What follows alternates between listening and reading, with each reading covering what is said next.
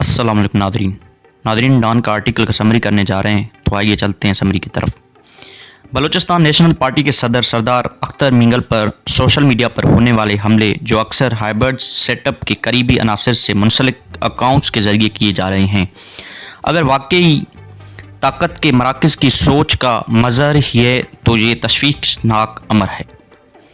इन हमलों के ज़बान, अंदाज और शिद्दत नाक़िस फ़हम व अदरक की अक्कासी करते हैं, क्योंकि ये नज़रअंदाज करते हैं कि अख्तर मींगल की एहतजाजी मार्च और सरगर्मियों के क्या मुमकिन मुसब्बित नताज बरामद हो सकते हैं।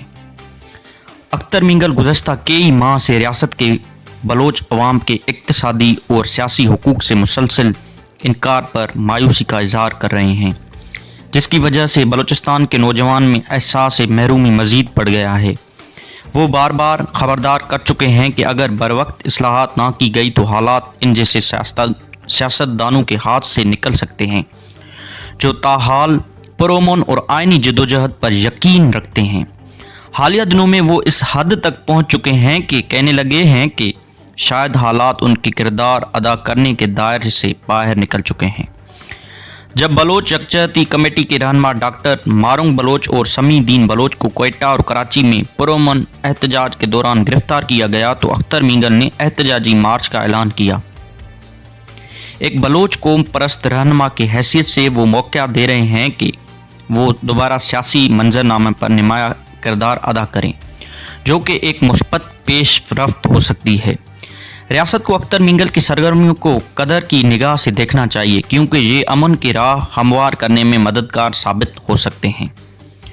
रियासत और शिद्दत पसंदी, वफाकी और सूबाई हुकूमतें बलाखसूस इस्टेब्लिशमेंट बलोच यकजहती कमेटी को बलोच लिबरेशन आर्मी जैसे मसला अलहदगी पसंद गुरोहों के करीब समझती है। BLA के हिकमत अमली में ना सिर्फ सिक्योरिटी फोर्सेस बल्कि आम शहरियों, ख़ास तौर पर पंजाब से ताल्लुक़ रखने वाले मजदूरों और मुसाफिरों पर हमले शामिल हैं। इस गुरोह का मकसद रियासत को शदीद रद्दअमल पर मजबूर करना है, ताकि मज़ीद नौजवान नाराज़ होकर उसके साथ शामिल हो सकें। हाल ही में BLA के जाफ़र एक्सप्रेस पर कब्जे और यरगमाल बनाने की कार्रवाई को इसी हिकमत अमली का हिस्सा समझा जा रहा है। तमाम दहशतगर्द गुरूह अपनी ताकत बढ़ाने के लिए इस तरह के बड़े हमलों को इस्तेमाल करते हैं, ताकि उनके साख मजबूत हो और मज़ीद अफराद उनके सिफ़ों में शामिल हो। इस सूरत हाल में रियासत के पास ताकत का इस्तेमाल करने के अलावा कोई चारा नहीं बचता, क्योंकि कोई भी रियासत अपने खिलाफ हथियार उठाने वालों के लिए नरम रवैया अख्तियार नहीं कर सकती।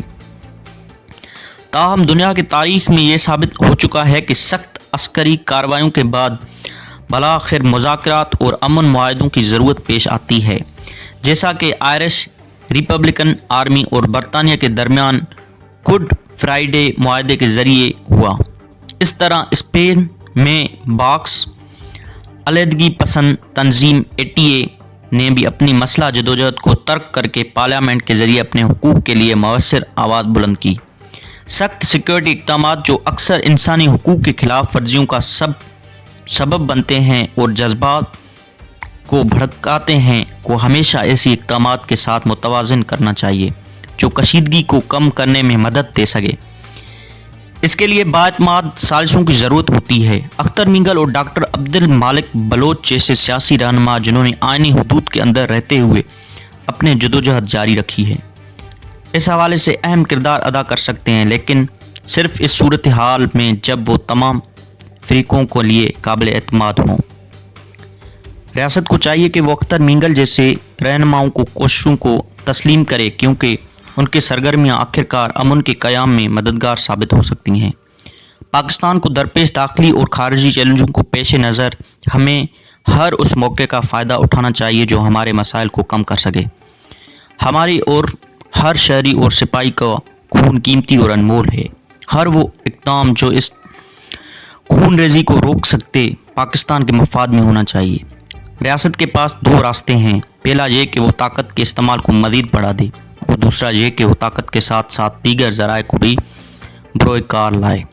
क्या ये दानिशमंदी नहीं होगी कि जो लोग मफामत के लिए तैयार हैं उन्हें साथ मिलाया जाए, ताकि वो लोग अलग थलग हो जाएं जो सिर्फ अस्करियत पसंदी और दहशतगर्दी पर यकीन रखते हैं। کسی بھی مفاہمتی عمل کے لیے 3 بنیادی شرائط پورے کرنے ضروری ہیں۔ نمبر 1، لاپتہ افراد کا مسئلہ حل کیا جائے۔ نمبر 2، بلوچ عوام کے واضح اور بنیادی حقوق کو تسلیم کیا جائے۔ نمبر 3، عوام کی حقیقی نمائندوں کو ان کا اختیار واپس دیا جائے۔ اگر عوام کو ان کے حق سے محروم رکھا جائے اور ان پر غیر منتخب قوتوں کے ذریعے حکومت کی جائے تو اس کے مثبت نتائج نہیں نکلیں گے۔ حالیہ دنوں میں بعض حلقوں میں یہ تاثر دیا جا رہا ہے کہ پاکستان کو چین کے سنکیانگ ماڈل یا سری لنکا کے تمل علیحدگی پسندوں کے خلاف استعمال کی گئی پالیسیوں کو اپنانا چاہیے۔ یہ نہایت خطرناک سوچ ہے، کیونکہ پاکستان کی جغرافی اور سیاسی حقیقت ان مثالوں سے بالکل مختلف اور کہیں زیادہ پیچیدہ ہے۔ مختصراً، اگر ریاست واقعی امن چاہتی ہے تو اس ایک متوازن حکمت عملی اپنانی ہوگی، جہاں طاقت کے ساتھ ساتھ مفاہمت اور مذاکرات کے دروازے بھی کھلے رکھے جائیں۔ یہی وہ راستہ ہے جو پاکستان میں دیرپا امن اور استحکام کو یقینی بنا سکتا ہے۔ تو ناظرین، یہ تھا کمپلیٹ آرٹیکل کا سمری۔ انشاءاللہ ملیں گے ایک نئے آرٹیکل کے سمری کے ساتھ۔ تب تک کے لیے اللہ حافظ۔